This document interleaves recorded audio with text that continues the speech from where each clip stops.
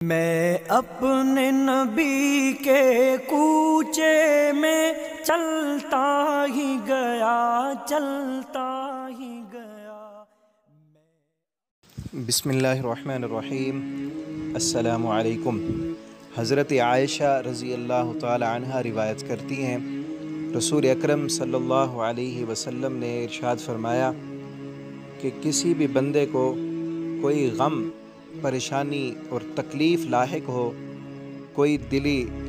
Tension ہے، پریشانی ہے، قلق ہے، اضطراب ہے، دکھ ہیں، سکون نہیں ہے، پریشانیاں ہیں، تو ان غموں سے، دکھوں سے، پریشانیوں سے نجات کے لیے آپ صلی اللہ علیہ وسلم نے خوبصورت دعا سکھلائی کہ وہ بندہ یہ دعا پڑھے: اللہم انی عبدک وابن عبدک وابن امتک ناصیتی بیدک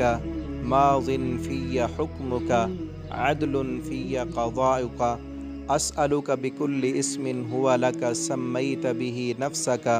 او انزلتہ فی کتابک او علمتہ احدا من خلقک او استأثرت به فی علم الغیب عندک ان تجعل القرآن ربیع قلبی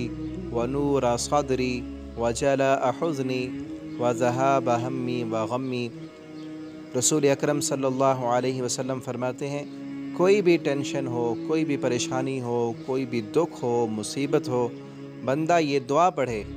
اس دعا کے پڑھنے کی برکت سے اللہ رب العالمین اس کی پریشانی کو فوراً خوشی میں بدل دیں گے، اس کے دکھ کو اللہ رب العالمین فرحت میں بدل دیں گے، اس کی ٹینشن کو اللہ رب العالمین فوراً تبدیل کر کے اس کو خوشیاں عطا کر دیں گے۔ قیل یا رسول اللہ، رسول اللہ صلی اللہ علیہ وسلم سے کہا گیا، اللہ کے رسول اگر یہ اتنی عظیم دعا ہے، عظمت والی دعا ہے، تو کیا ہم اسے یاد نہ کر لیں؟ آپ صلی اللہ علیہ وسلم نے فرمایا، جو بندہ بھی اس دعا کو سنے اس کے لیے لائق یہ ہے کہ اس دعا کو وہ فوراً یاد کر لے۔ تو ہمیں بھی چاہیے اس دعا کو یاد کر لیں، زندگی میں جب بھی کوئی غم آئے، کوئی دکھ آئے، کوئی پریشانی آئے، اس دعا کو پڑھیں،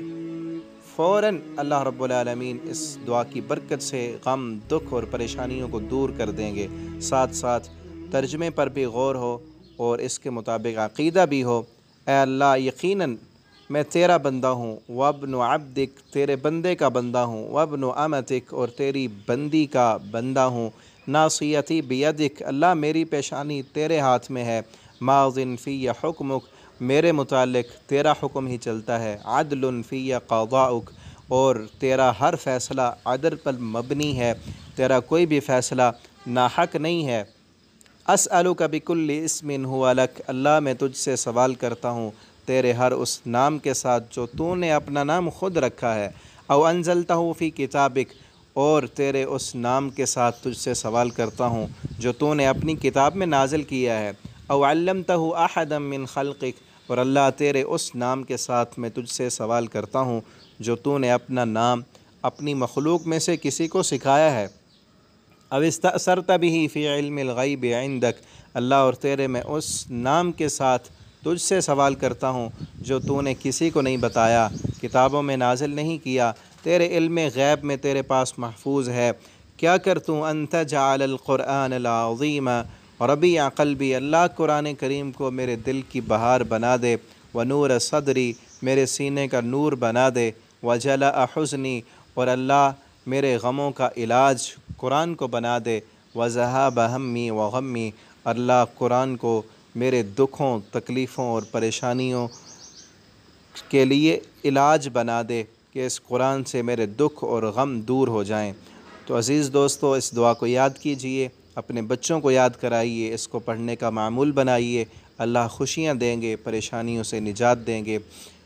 اور آخر میں آپ سے یہ میں گزارش کروں گا کہ اگر ابھی تک آپ نے اس چینل کو سبسکرائب نہیں کیا تو ضرور اسے سبسکرائب کیجئے اور اس پیغام کو دوستوں کے ساتھ ضرور شیئر کیجئے۔